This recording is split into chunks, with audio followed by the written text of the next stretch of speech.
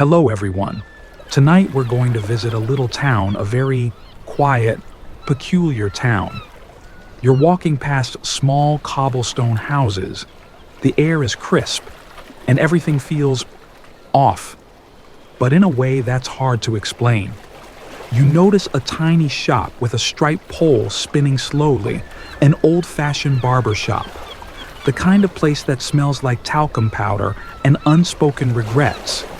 You walk in, and that's where it begins. Section 1.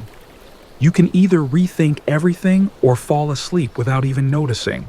So before you get comfortable, take a moment to like the video and subscribe, but only if you really like what I'm doing here. Let me know where you're listening from and what time it is there.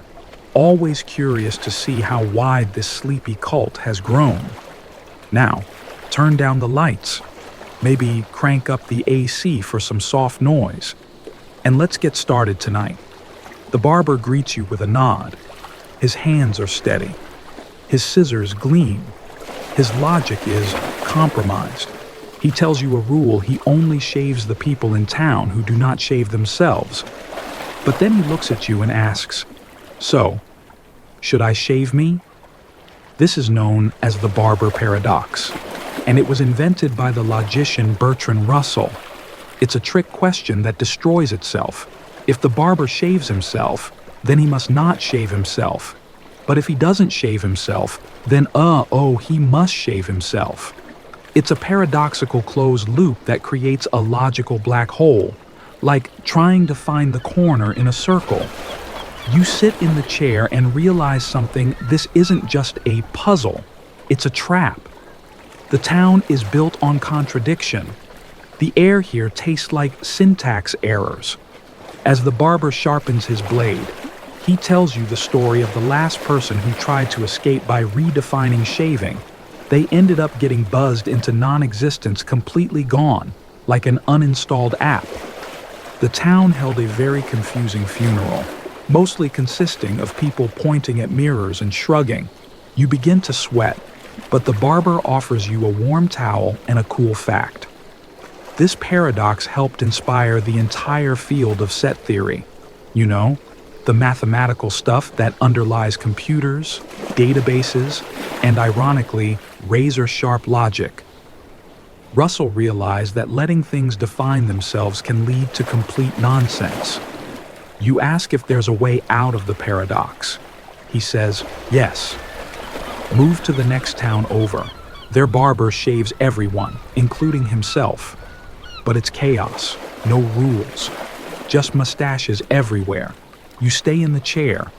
Somehow, this contradiction is more comforting than senseless freedom. Then he chuckles. You ever heard of the kid who said, "I always lie," got kicked out of logic kindergarten, couldn't even play duck, duck, goose without gaslighting everyone? You laugh, sort of, but part of your brain quietly detaches like a USB stick, preparing to shut down for the night. The shop begins to blur at the edges. The sound of the spinning pole turns rhythmic, like a lullaby from a dimension where cause and effect are on a break. And just as the barber lifts the blade, he whispers, "You'll have to figure out if this shave is real, or just logically inevitable." Then everything goes silent. Section 2. The moment the razor disappears from view, you're standing in a shallow stream. The water is cool, clear, and flowing over smooth stones that seem suspiciously philosophical. You take a step forward, and then another, and that's when the water murmurs something you swear sounds like. You can't do that twice. You glance around. The stream looks the same, but something feels different. Your foot's in the same spot, but the water's not. It's moved on. Traitor. Welcome to Heraclitus's favorite nightmare, the one where you can't step into the same river twice, because by the time your foot re-enters, the water has changed, and surprise, so have you. You start pacing. Each step in the stream feels eerily symbolic. One version of you steps in, another steps out. There's never a you who's stable long enough to claim ownership of the whole experience.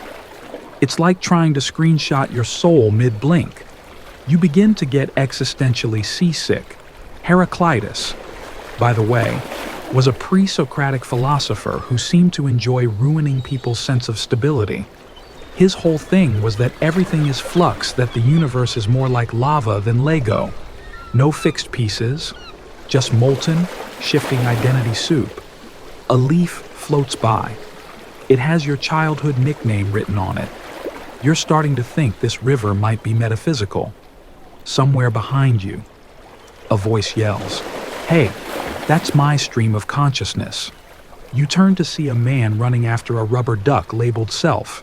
He trips, falls in, and floats away, quoting from his mindfulness app. Here's a weird historical nugget. In 2013, a man tried to set a Guinness World Record by walking in a stream for 24 hours straight. He had to stop after 17 hours, not from exhaustion, but because the river had changed so much, he couldn't prove he was still in the same river. The judges just shrugged and called it ontologically unstable. You lean down and scoop up some water. It slips through your fingers like time, or maybe like unverified memories. What even are you right now? A collection of atoms temporarily dancing in alignment, a playlist of evolving traits and accidental playlists. You remember how, in high school, you insisted that you'll always be like this, as if this was something pin-downable. Joke's on past you. You can't even commit to a breakfast cereal for more than a month. Philosophers still argue about whether identity is continuous, fragmented, or a temporary illusion that's socially reinforced and algorithmically profiled. And while they argue, you're here arguing with a current that doesn't care. You step out of the water. Your foot feels unfamiliar on the mossy bank. The wind rustles through the trees, and you get a strange sensation that your thoughts are being rearranged like clothes in a suitcase right before a TSA inspection. A frog croaks something about impermanence. You nod respectfully. You sit and try to write your name in the sand. By the time you finish the last letter, the first one's already fading. Logic is eroding here. Definitions are slippery. Certainty is just that feeling you had 10 seconds ago that now feels suspiciously outdated. You wonder if you can't step in the same stream twice. Can you ever truly know yourself twice?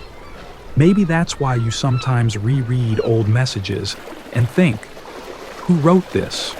Or why every few years you look in the mirror and the reflection blinks a beat too late, like it's buffering. Then the stream begins to hum, a soft, lullaby-like hum, as if it's trying to coax your restless mind to sleep through paradox. You lie back on the bank, your feet still wet, your thoughts sloshing quietly, like mismatched puzzle pieces in a box labeled me.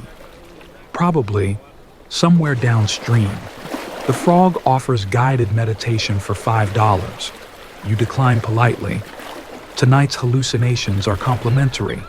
And just before your eyelids fall, the stream whispers again, not in words, but in that comforting tone reserved for people who are about to fall asleep while questioning whether they've ever actually been awake. Section 3. You're in a small bow, windowless room now. There's a single sheet of paper on the wall, taped crookedly. You squint to read it. It says, "This sentence is false." You blink. That's it. Just those 4 words. No context, no footnote, no warranty. Welcome to the liar paradox. The IKEA furniture of logic. You try to assemble it and end up with 3 extra parts and an existential crisis. If the sentence is false, then it must be true. But if it's true, then it must be false. You see the problem. You stare at the sentence. The sentence stares back. You wonder if it's judging you, or if you're projecting. You try to outsmart it by whispering, well, maybe it's neither true nor false. But then a ceiling tile falls off and a robotic voice says, invalid logical state. Please reboot. You've walked directly into the philosophical equivalent of a revolving door. No exit, no entrance, just infinite motion and a low-grade headache. A small child appears out of nowhere. She's holding a juice box and wearing a t-shirt that reads, "I'm lying right now." She says nothing, just smiles at you in that terrifying way that only children in horror movies and logic puzzles can. You try to distract yourself by counting your fingers. But now, you're not sure whether you've always had 10, or if 10 is just a social construct agreed upon by your childhood math teacher and Big Finger. Let's define the paradox for a second, calmly, before your mind does a triple somersault. A liar paradox is any self-referential statement that contradicts itself. The classic version is, "I am lying." If that's true, then the speaker is lying, so the statement is false. But if it's false, then the speaker is telling the truth, which makes it true again. It's a logical Mobius strip you can't escape, and people still argue about how to resolve this. Some propose rejecting the binary of true, false. Others suggest creating special truth-value gaps, or truth-value gluts, yes. Those are actual terms philosophers use when they stop pretending they understand what's going on. Here's a weird fact.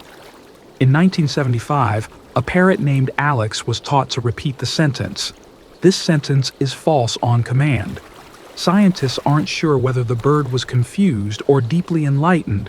Either way, it pecked a mirror until it cracked and then said, "Good bird," which honestly still feels relevant. Back in your room, you look at the paper again. Now it says, "Don't believe everything you think." The child is gone. The juice box is still there, half full, or maybe half empty, depending on whether you believe the sentence that's no longer there. You walk out the door, which wasn't there a moment ago, and now you're in a hallway lined with mirrors. Each one has a sentence. This mirror lies. Everything here is a metaphor. You are dreaming, probably. You reach one mirror that reflects nothing, just a blank space. You stare into it and feel slightly erased. You tap the glass. It's warm. You whisper, "Am I false?" and your reflection shrugs. For fun, you try to lie to yourself about something small, like "I love pineapple on pizza," and your stomach reacts with a small protest that sounds like a logical fallacy wrapped in cheese. You wonder if dreams have truth values. Can a dream be false, or is it just unjudgeable, like modern art or people who put milk in first when making tea? The hallway begins to bend.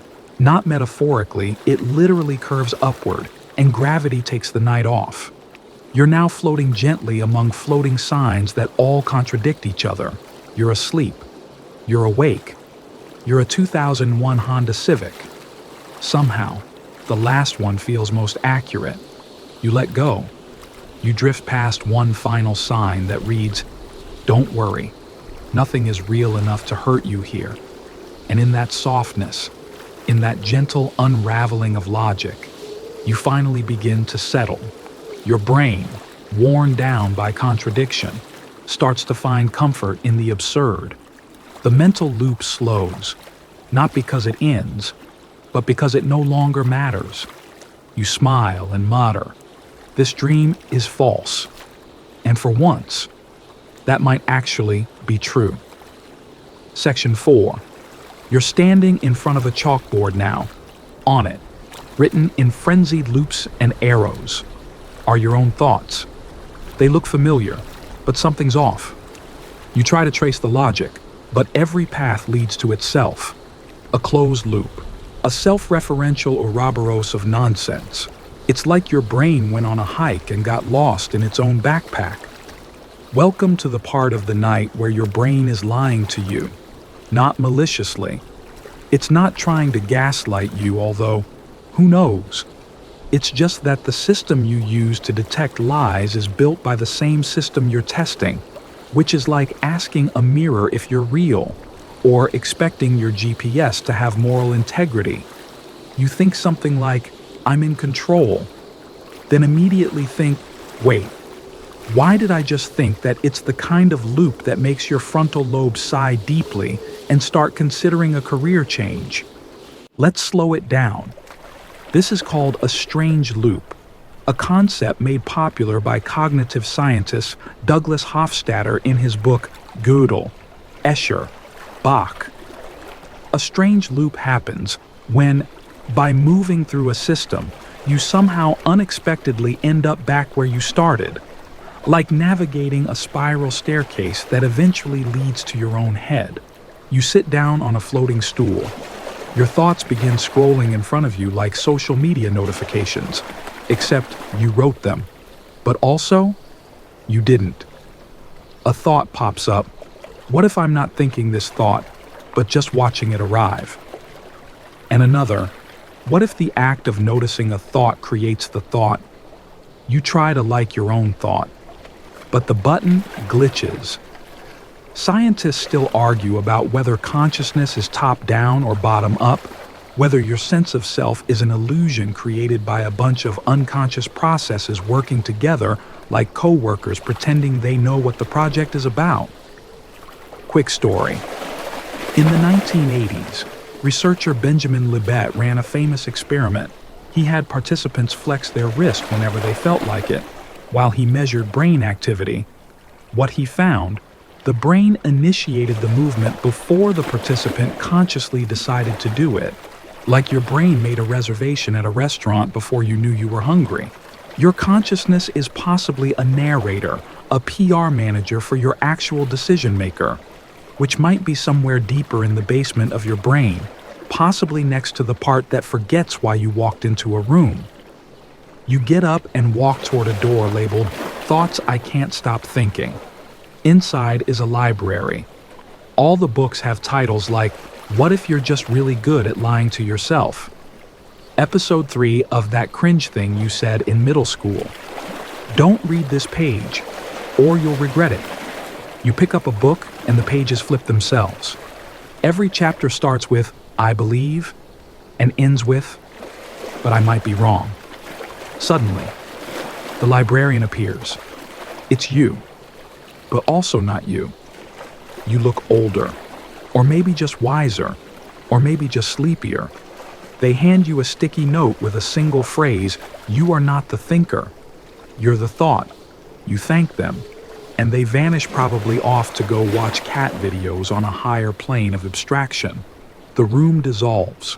You're lying back now, not sure where the floor ends and your mental loops begin. You breathe in. The thought says, "I am breathing." You breathe out. Another thought says, "Was that me, or just a chemical reflex?" And now you're spiraling, but softly, not in panic, but in that dreamy, drowsy way your mind does when it's had enough of making sense. You hear a low voice say, "The real paradox is that you're using the very thing that's deceiving you to try and find the truth." You nod, or maybe you don't. You might have already fallen asleep mid-paradox. Before you drift off completely, one last idea floats by like a feather. You can't fix a mirror using only reflections. And with that, your mind finally lets go. Not because it found the answer, but because it realized the loop isn't a trap, it's a lullaby. Section 5. You open your eyes and you're in a cozy little cafe, lit by a single flickering lamp. Rain taps on the windows like it's trying to whisper secrets in Morse code. You're sipping something warm and ambiguously herbal. Across from you sits a man wearing a shirt that says, "All Cretans are liars." He leans in, looks around suspiciously, and says, "By the way, I'm from Crete." You freeze. Not out of fear, more like intellectual indigestion. This is Epimenides' paradox, and it's here to ruin your coffee. See? If all Cretans are liars, and he is a Cretan, then he must be lying. But if he's lying, then not all Cretans are liars. But if that's true, then he might be telling the truth, which makes the original statement true or false. Or can someone just unplug logic for the night? You stare into your cup. The steam spells out error and then politely vanishes. You ask the man, "Are you lying now?" He winks. Would it matter? A bell above the cafe door dings. A tourist walks in, sees the Cretan guy, and yells, "Don't believe him. He lied about the bus schedule." And now my group is stuck in a museum watching a 10-hour documentary about goat herding. The Cretan man raises his hands. Fake news. You begin to suspect this is a cafe that serves self-referential logic loops with a side of dry humor. Every item on the menu contradicts itself. You order the paradoxical panini, and it both arrives and doesn't. Schrödinger would be proud. Let's get technical for a second. The Epimenides paradox is a version of the liar paradox, but with an ethnic twist that makes it both historically significant and weirdly passive-aggressive. It's been around since at least the 6th century BCE, and philosophers still argue about whether it's a real paradox or just bad syntax dressed in a toga. A fun fact. In 1948, a British radio show used "all Cretans are liars" as a code phrase to signal fake broadcasts during espionage missions, which honestly makes the whole thing even more confusing, a paradox used as a lie to hide the truth about a lie. Anyway, you ask the man what his name is. He says, it's either Epimenides or it isn't. You ask what he does for a living. He says, I tell people not to trust me. You ask if he has any regrets. He sighs. Just one. I once told the truth by accident and it caused a family reunion to implode like a souffle under pressure. You nod sympathetically. You once told someone I'm fine and accidentally triggered a 5-hour emotional breakdown. Words are slippery. You excuse yourself and walk to the bathroom. The sign on the door says, only people who aren't real may enter. You hesitate, then decide it applies to you tonight. Inside, the mirror has text etched into the glass. Everything I say is a lie, especially this. You chuckle, then realize you don't know whether you're laughing at the joke or because your brain has officially thrown in the towel. You return to your table. The man is gone. So is your cup. So is the cafe. You're now standing in the rain, except it's not water. It's falling punctuation. Periods, commas, question marks. One lands on your nose and politely corrects your internal monologue. You're suddenly unsure if anything you think is free from contradiction. Like I always doubt myself. That sounds humble. But if it's always true, doesn't it mean you're certain about your doubt? And isn't that kind of confident? You duck into a bookstore to escape the syntactic weather. The philosophy section is in chaos. Books are rearranging themselves by how often they contradict each other. Wittgenstein is arguing with himself in the corner. Socrates is hosting a podcast called But How Do You Know? Though you find a small, unlabeled book with only one page. It reads, Lie to survive, but tell the truth to sleep. You feel your eyelids grow heavier. Maybe logic isn't meant to be a fortress. Maybe it's a maze, and the point isn't to escape, but to walk it until your steps soften. Your mind unwinds, and your doubts curl into a gentle, paradoxical blanket. As you drift, the voice of the Cretan man echoes one last time. Don't believe me, but don't forget me either. And you don't. Section 6. You arrive at a hotel. Not just any hotel, it stretches infinitely in both directions. The kind of architecture that makes you question if elevators have feelings. A sign out front reads, Welcome to Hilbert's Grand Hotel. Always full, always room. Your tired brain squints at the contradiction. How can a hotel be full and still have room? You step into the lobby. A bellhop who may be a theoretical concept greets you with a nod and a clipboard that scrolls infinitely downward. You ask for a room. He taps something invisible and says, "No problem. We'll just shift every guest to the next room. Guest in room 1 goes to room 2. Guest 2 to room 3, and so on. Voila. Room 1 is now free." Your eye twitches. This is the infamous Hilbert's Hotel, a thought experiment proposed by German mathematician David Hilbert to illustrate the weirdness of infinity. The idea is simple. Even when the hotel is fully booked, you can always make room for more guests because infinity isn't a number, it's a process, an idea that laughs in the face of logic and throws towels at physics. You follow the bellhop down an endless hallway. Room numbers blur past. You pass room -12, room P, room U again. He opens room +1. Inside, there's a bed that folds in and out of itself. The lamp turns on and off at the same time. The minibar contains every possible combination of tea, including ones that taste like déjà vu. You sit on the bed, which both exists and doesn't.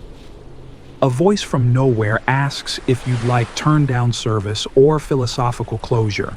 You choose either, which apparently means neither. Here's a weird fact. In real life, physicists and mathematicians use Hilbert's Hotel to explain countable infinities, like the number of natural numbers 1, 2, 3, etc.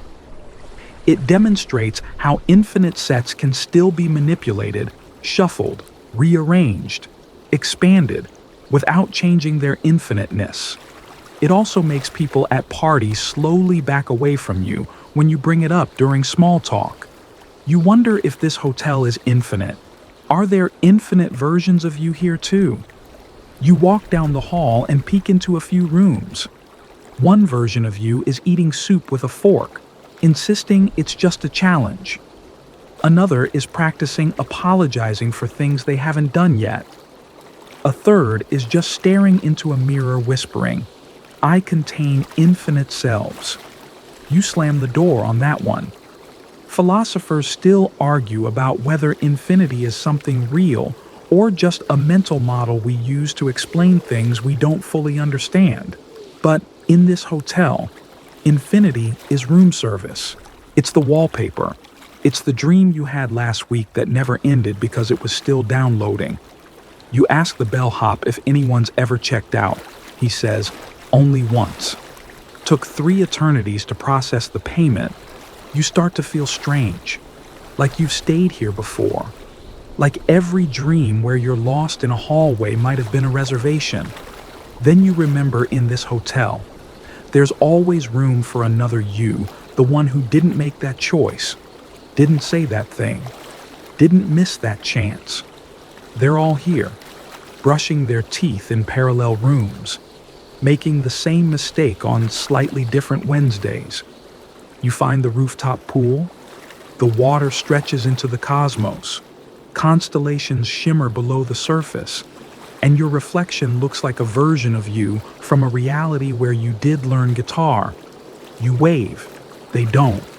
You sit on the edge, feet dangling in the infinite. For a moment, you feel the strange comfort of never running out of chances, of always being able to make room for one more possibility. One more dream, one more gentle failure. You lie back on a lounge chair made of soft contradictions. The stars above blink politely, waiting for you to stop trying to understand and just let go. The voice returns. Checkout is never. Breakfast is paradoxes. You smile, and slowly, softly, your thoughts begin to dissolve into a long hallway of maybes. An infinite corridor of what-ifs, where every door opens into a deeper sleep. Section 7. You're sitting at a table now, unfolding a map. Only, it keeps unfolding, and unfolding, and unfolding. It stretches across your lap, then the floor, then the ceiling, then somehow through itself. You've just discovered the map that became the territory. At first, it looks like a normal guide: rivers, mountains, a few dragons labeled emotional damage. But then you notice it includes your current location, and your thoughts, and your exact heartbeat.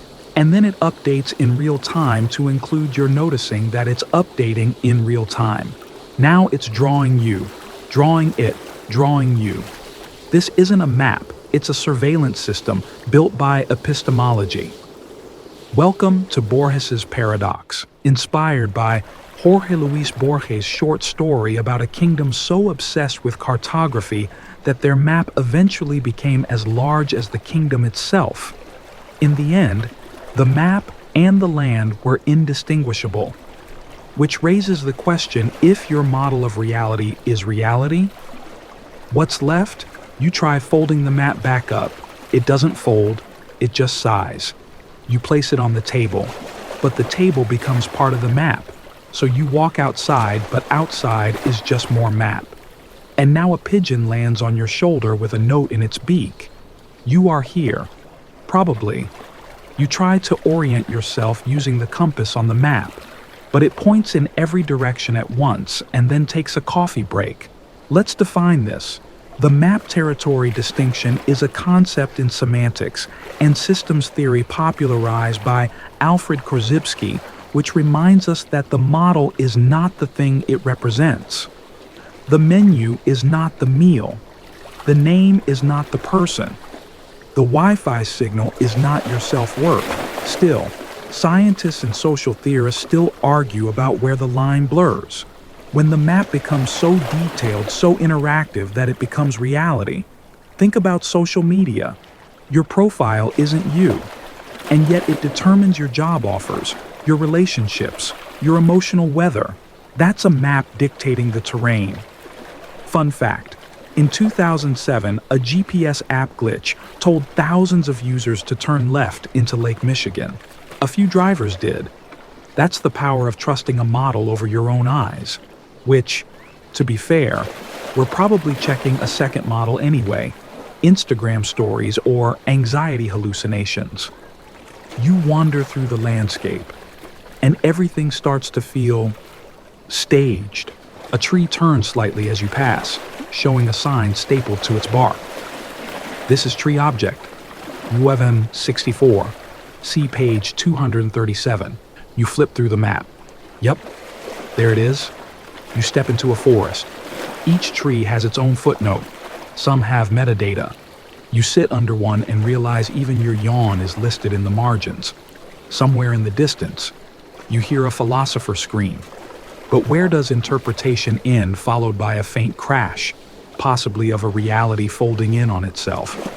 You sit still, really still. Maybe if you stop moving, the map will stop updating. Maybe it needs you to keep evolving. But then you hear a voice, your voice from the sky, updating route. You sigh. Of course you're narrating yourself. You find a path labeled truth, but it winds in a figure 8 before dropping off the page. You walk it anyway. Because honestly, at this point, the only way to escape the model is to sleepwalk through it. You reach a clearing. There's no map here, just grass and sky and the sound of nothing trying to explain itself. You lie down, eyes soft, heart slower. A final note writes itself across the stars. The closer the map matches reality, the more you mistake it for home. And that's okay. Let the models melt. Let the maps fold themselves. Let the night become the only territory that matters. Section 8. You're walking backward now. Not metaphorically, you're literally stepping heel first down a hallway lined with glowing dominoes. Each one topples as you pass, and every fallen piece whispers the same word, because what you don't know. But the whisper keeps coming. You're tracing events back, cause after cause, reason after reason. And every answer leads to another question until your mind feels like it's being pulled into a logic origami that keeps refolding itself. Welcome to the moment where you realize everything happens for a reason. That isn't real. You start to panic just a little. You reach for comfort. You ask yourself, why am I here? And your brain responds with that soothing bedtime lie, because A led to B, which led to C. And obviously, now you're in an infinite hallway of philosophical dread. Duh. But something doesn't add up. You reach a domino that's missing a cause, just an empty space where a reason should be. You stare into it and feel vertigo. It's turtles. All the way down. You've stumbled into the infinite regress problem, a delightful mess, where every cause needs a cause, every reason needs a reason, and no explanation can ever fully close the loop without eventually just making something up. Let's define this cleanly. Infinite regress occurs when an explanation requires another explanation, which in turn requires another, and so on forever. Like a matryoshka doll of excuses. Philosophers hate this, which is why they invented first causes and axioms. And because I said so, even scientists still argue about what kicked it all off. Big Bang, maybe. But what caused the Big Bang, a previous universe? A quantum fluctuation. A lonely deity with a flair for theatrical openings. You reach a plaque in the hallway that reads, Prime Mover. This way. You follow it, desperate for closure. Instead, you find a turtle wearing a monocle. It sighs and says, You're not supposed to be this far back. You ask, But what caused you? It just shrugs. A question with no answer is sometimes the best nightlight. You laugh. A bit. The turtle offers you tea. It smells like unresolved childhood mysteries. You sip and feel oddly calm. Here's a weird fact. There's a medieval Hindu myth that says the earth rests on the back of an elephant, which stands on a turtle. When asked what the turtle stands on, the priest simply said, It's turtles all the way down. Not as a joke, but as a solution. At some point, humans realized they'd rather stop the loop than live in it. We created anchors, God, nature, logic, the algorithm, the terms of service. Anything that could let us say, this just is. You return to the hallway. You walk forward now. Dominoes start standing back up. Time feels like it's glitching. You remember being a kid and asking, but why 100 times in a row until an adult finally said, because I said so. That was the first time you met an axiom in the wild. You smile. Maybe because I said so isn't a cop-out. Maybe it's a lullaby. A way to stop chasing the tail of reality just long enough to sleep. Your thoughts begin to slow. You're no longer walking backward. You're floating in a warm ocean of half-reasons and maybe truths, a voice whispers. You don't need to know why the stars shine to enjoy their light, and that's enough. You drift off comforted, not by the logic of it all, but by the soft murmur of infinite causes finally falling silent. Section 9. Your phone buzzes. Again. You're holding it, but you don't remember picking it up. You swipe, scroll, scroll, scroll. Your finger moves, but your brain isn't driving. Welcome to the sound of one hand scrolling.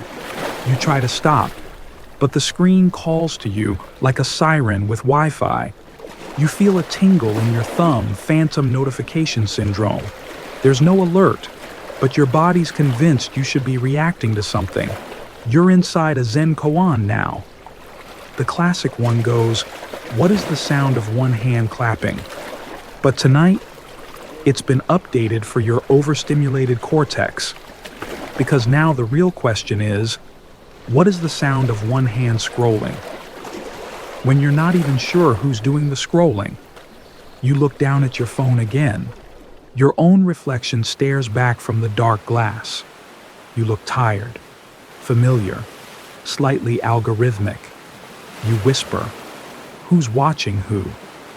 And your phone replies with a faint buzz that feels like judgment. Let's unpack this a bit. Zen koans are paradoxical riddles used in meditation practice, designed to short-circuit rational thinking. They don't have answers. They're meant to create a mental silence, a space between thought and self. But your brain doesn't want silence. It wants input. Something. Anything. It's like a puppy that gets anxious when things get too quiet. So it invents a crisis just to stay busy. You scroll again. Suddenly, you're on a page titled Top 10 Signs You're Dreaming in a Simulation. Number 5 is just a looping gif of you scrolling. You scroll past it instinctively, then wonder if that was a mistake. Neuroscientists still argue about whether habitual scrolling and digital addiction are extensions of the self or replacements for it.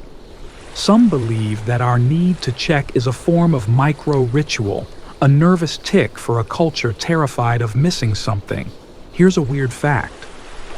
In 2016, a group of behavioral scientists found that people would rather receive electric shocks than sit alone in a room with no phone. One participant shocked himself 190 times in 15 minutes. He later described the experience as necessary. His therapist quietly retired. You put the phone down. It turns itself back on. You toss it across the room. It slides back beside you like a loyal pet trained in existential dread. You ask, "What am I looking for?" The screen flashes back. That's what I was going to ask you. You flip the phone face down and close your eyes, but it vibrates gently, just enough to let you know it's still there. Watching, waiting, hoping you'll forget again and pick it up. You do, not because you want to, but because the gesture is muscle memory now, like a thought that thinks itself. Your thumb scrolls upward and upward, but the content moves downward. You've never noticed that before. It's like a visual metaphor for how the more you chase the top, the further you fall. You sigh. The screen finally goes black, not because you turned it off, but because it ran out of things to show you.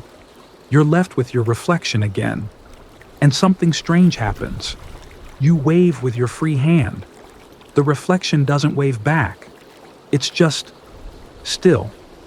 You place the phone down, this time gently, and then you hear it. The actual sound of one hand scrolling a soft, endless flick against glass. A movement that creates nothing, ends nothing, proves nothing. Just the loop. And in that moment, your mind does something radical. It stops. The craving fades, not because you defeated it, but because it got bored. And sometimes, that's enough. You breathe. You let the silence in. The real kind, not the absence of noise, but the absence of needing anything else. You close your eyes. The phone doesn't buzz. And slowly, the itch to check begins to dissolve, replaced by something you'd almost forgotten existed. Rest. Section 10. You're on a bus now. It's nighttime. The city outside is blurry, light streaking across the windows like sleepy neurons. The engine hums like a giant cat with boundary issues. You're the only passenger. The driver's seat is empty. That's weird. You walk to the front of the bus. The wheel is spinning gently, as if someone invisible just let go. You hesitate, then sit down. The seat's warm, recently occupied. You check the rearview mirror. No one. You look forward again, and the sign above the windshield lights up. Who's driving the consciousness bus? Welcome to the identity crisis that comes pre-installed with being human. You place your hands on the wheel, unsure if you're in control or just playing along with whatever this dream thinks you want. You turn slightly left. The bus turns slightly left. But did you intend that? Or did the idea of turning left occur just in time for your body to act it out? It's like pressing a button and wondering if you actually meant to press it, or just noticed you were already pressing it. This is the problem of the self, that elusive thing you think is you, the one behind your eyes, the observer, the voice that narrates everything in your life with questionable pacing and mood swings. But here's the paradox: when you go looking for that, you never actually find it.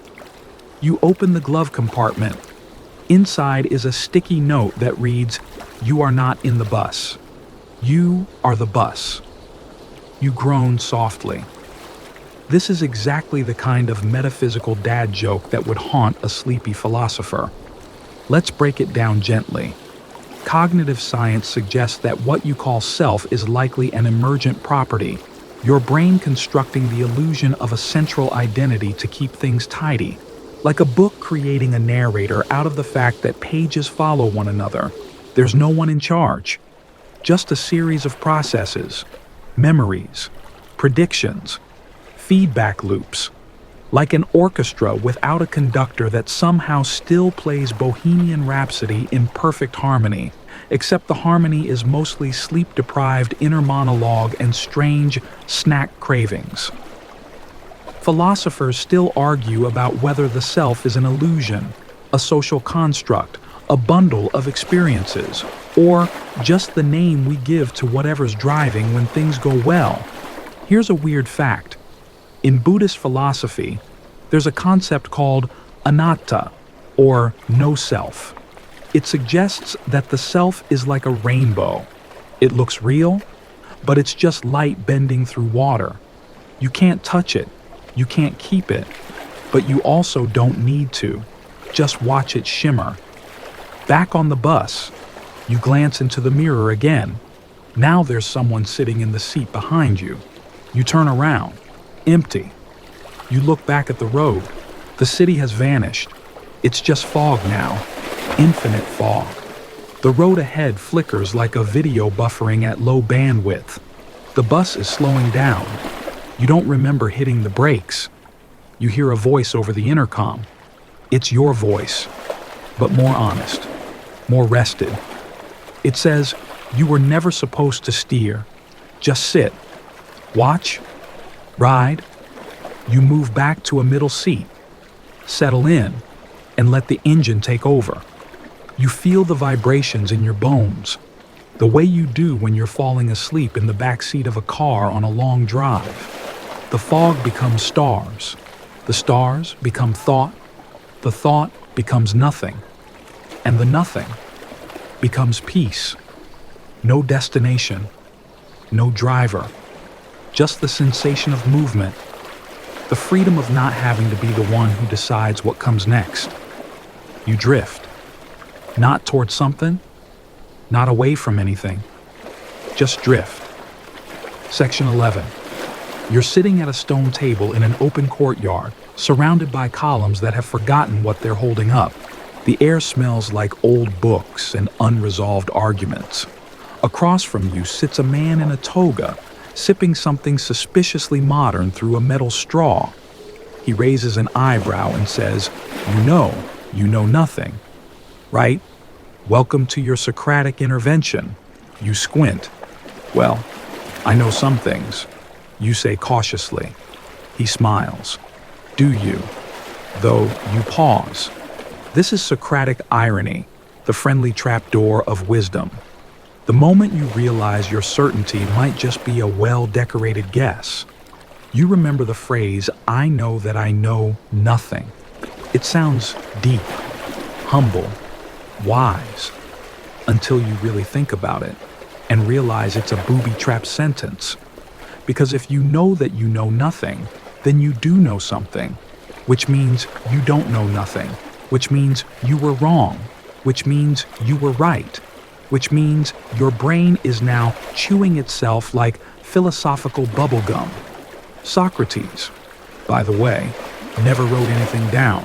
Most of what we know about him comes from Plato's accounts, which makes him history's most influential man to win every argument by just asking questions until the other person gave up or had an identity crisis.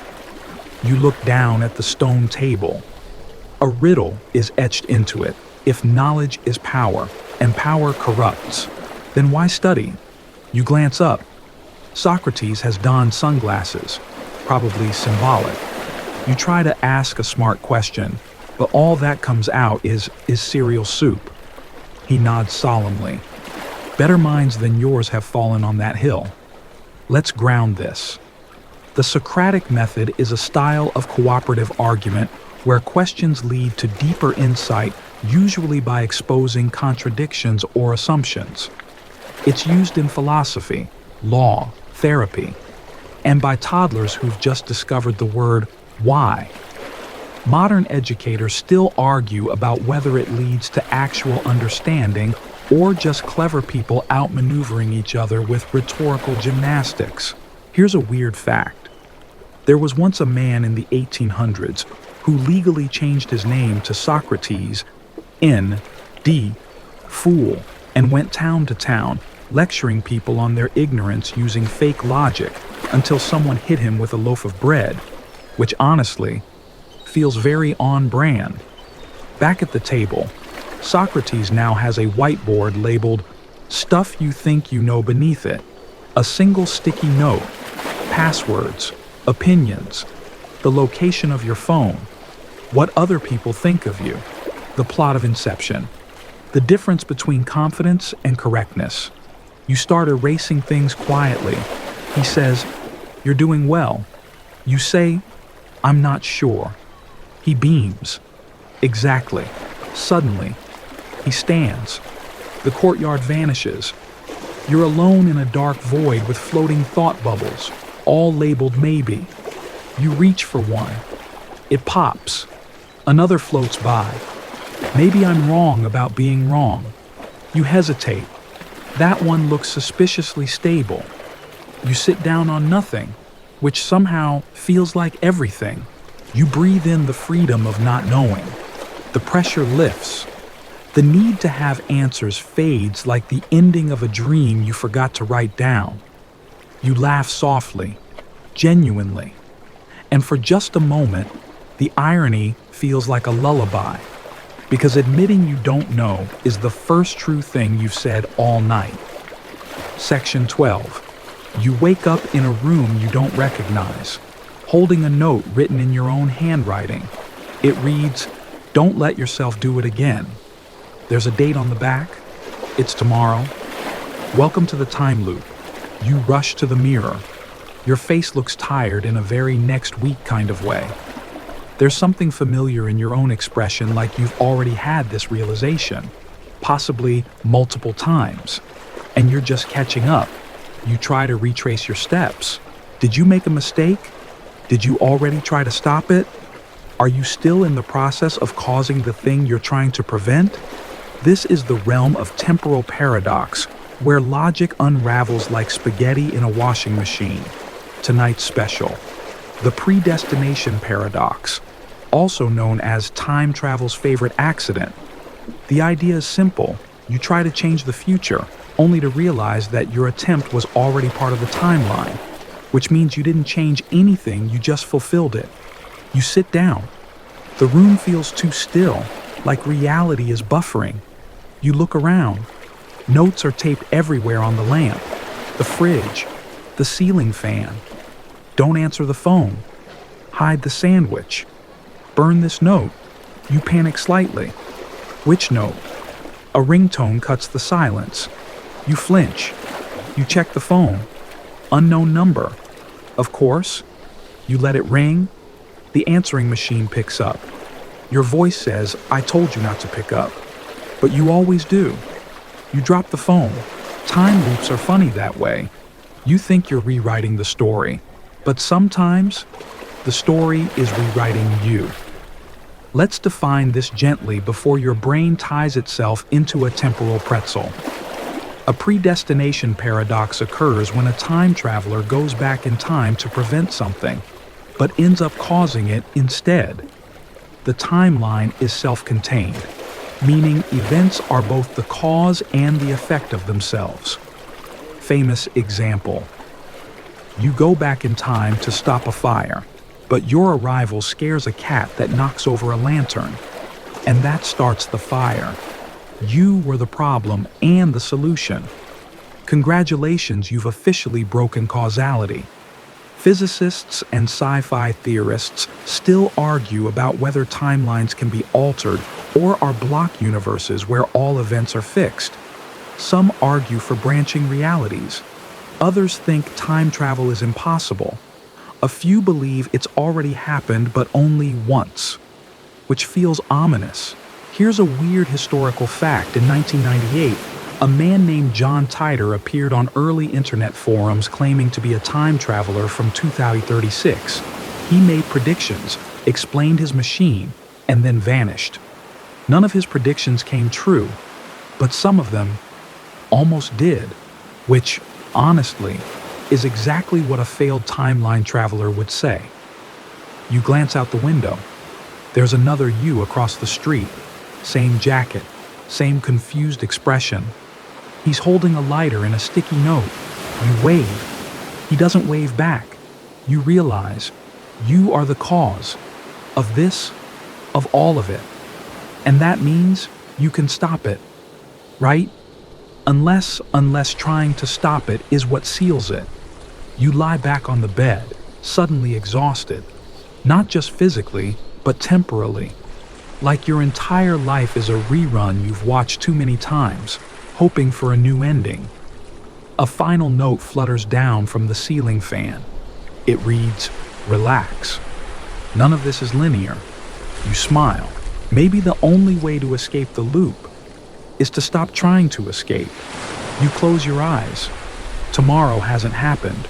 Or maybe it already has.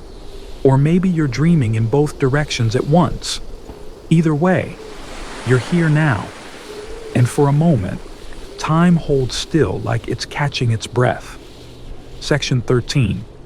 You open your eyes and you're staring into a peephole, not out of one into one. On the other side is a cat, but not just any cat. It's both alive and dead, and also somehow judging you. You've entered quantum territory, and the rules are about to get blurry. You try to turn around, but the room changes based on where you look. A desk appears when you focus. A chair disappears when you blink. You look at the wall and it turns into a window, but only if you believe hard enough. This is the truth that doesn't exist until you look. You're in the middle of quantum superposition, where particles don't pick a state until observed. And if you're thinking, wait, doesn't that apply to things like atoms and not actual thoughts or cats or dreams? Congrats. You're already neck deep in the mystery. Let's name drop. This is based on Schrödinger's cat, a thought experiment from the 1930s, where a cat in a sealed box is considered both alive and dead until observed. Not because Schrödinger hated cats, but because he wanted to show how absurd quantum mechanics can sound when scaled up to everyday life. But here's the kicker: physicists still argue about whether observation creates reality or just selects from it. Back in your dream laboratory, you open a box. Inside is a glowing question mark. It hums softly and asks, what if the truth only exists when someone is watching? You close the box. It stops humming. You open it again. Now it contains a mirror. You stare at the mirror. Your reflection flickers between three different expressions: curiosity, fear, and mild snack craving. This is the strange thing about observer effect in quantum physics. Observing something changes it. The act of looking alters the outcome. So what does that say about you? About all the things in your life that only become real because you noticed them. That weird mole, that regret, that forgotten memory that only exists because someone reminded you of it. A weird fact. In 2009, researchers showed that electrons passing through a double slit behave like waves unless someone measures which slit they go through, in which case they act like particles.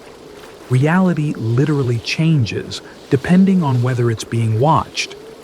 Kind of like your posture when someone attractive enters the room. You back away from the peephole. The cat winks. You whisper, "Are you real?" the cat replies. Only if you're dreaming. You sit on the floor. Reality feels soft around the edges, like you could just press a finger through the wall and find something truer underneath. You look at your hand. It shimmers slightly. Maybe it's always done that. Maybe you just hadn't noticed. You close your eyes. The world stops spinning. Not because it stopped, but because you stopped checking. Maybe everything you know, everything you think only stabilizes because you've agreed to look at it long enough. And maybe sleep is just letting go of that agreement. You lie down. The cat curls up on your chest at least.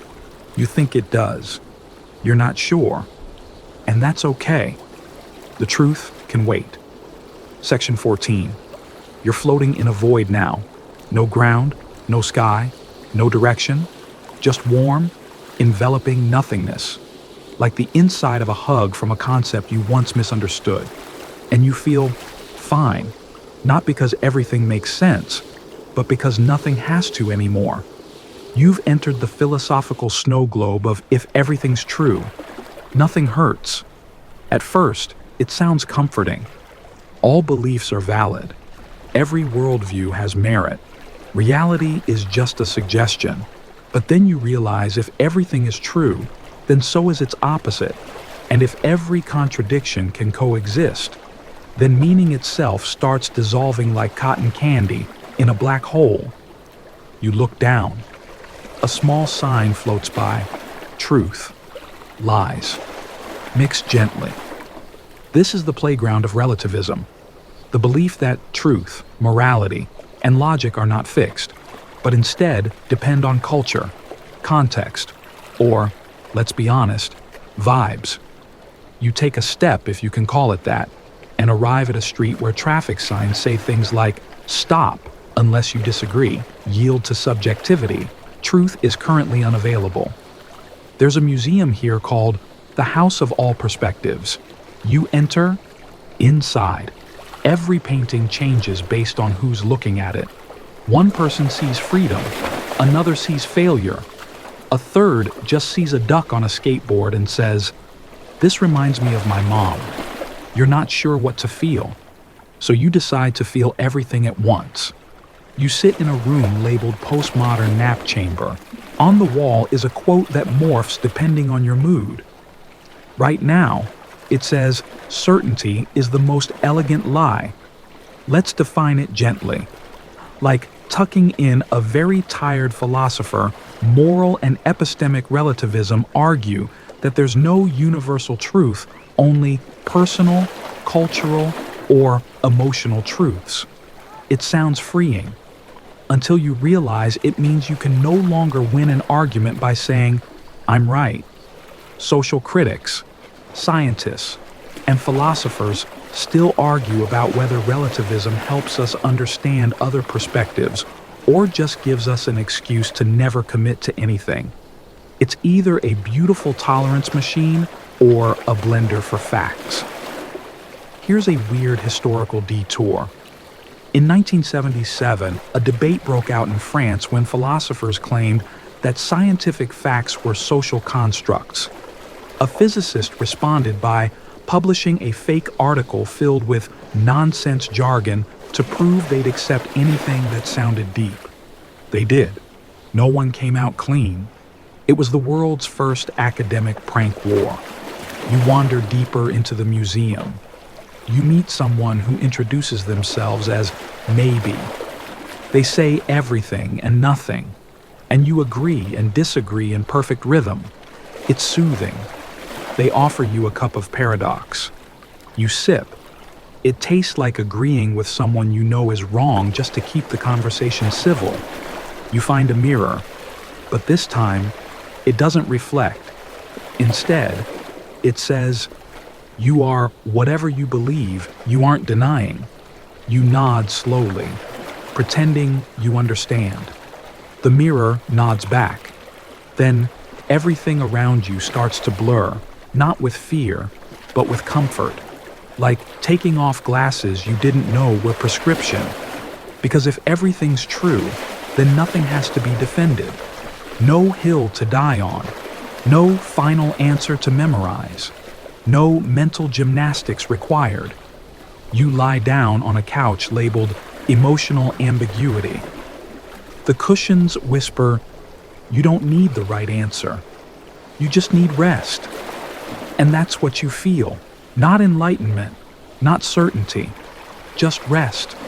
Your thoughts slow, your breathing evens, and for a few glorious moments, you float peacefully in a space where no contradiction can harm you because all of them have been gently placed in a drawer labeled to be dreamed about. Later. Section 15. You are climbing. But the staircase has no railing, no top, and no visible source of gravity. Each step is labeled with something you once believed, I am my thoughts. Time is linear. Sleep is optional. My phone loves me back. You reach the final step, and there it is. A single thought, glowing softly in the dark. The final thought that unthinks itself. You hesitate. You're not sure what it means, or if it means anything at all, but it's warm, familiar, like something you've been holding your whole life that finally let go of you. You reach for it, and it vanishes. You blink. You're no longer climbing. You're floating, suspended in a soft, eternal exhale. There's no effort now, no language, just you and a silence that feels deeply personal. And for the first time tonight, you understand the paradox not with your mind, but with your entire being. That maybe the purpose of logic was never to deliver answers, but to escort you gently to the edge of sleep, whispering, shh, you've done enough thinking. Let's give this one last gentle breakdown. A self-negating proposition is a statement that defeats itself by its very nature. This sentence has no meaning. There are no absolutes. I always lie. Or our favorite tonight. This thought unthinks itself. It's the philosopher's equivalent of pulling the emergency brake on reason. Not to break the train, but to get off. Philosophers, poets, and physicists still argue about whether these statements are nonsense or doorways. Nonsense, because they collapse under scrutiny. Doorways, because they bypass analysis and point to something beyond language. Here's a quiet, weird fact. In some schools of Eastern philosophy, enlightenment is described not as a flash of understanding, but a gentle unknowing, a shedding, like the final thought before sleep that lets you not be a thinker for once. In your dream space, a voice speaks. It's not outside you. It is you. It says, what if the mind's greatest gift is its ability to turn itself off? You smile, not out of knowing, but because you no longer need to. The staircase behind you fades. The questions dissolve. The urgency melts. The bus, the cat, the barber, the paradoxes, they all nod quietly, stepping back into the shadows of your resting brain, like characters leaving the stage of a well-played play. You lie down somewhere, nowhere. It doesn't matter. And for the briefest moment before you surrender to sleep, you see yourself, not the version you try to explain, not the one made of thoughts, just the being who was here before the questions started. The light dims, the paradox folds into a lullaby, and the final thought, it slips away without needing to be understood.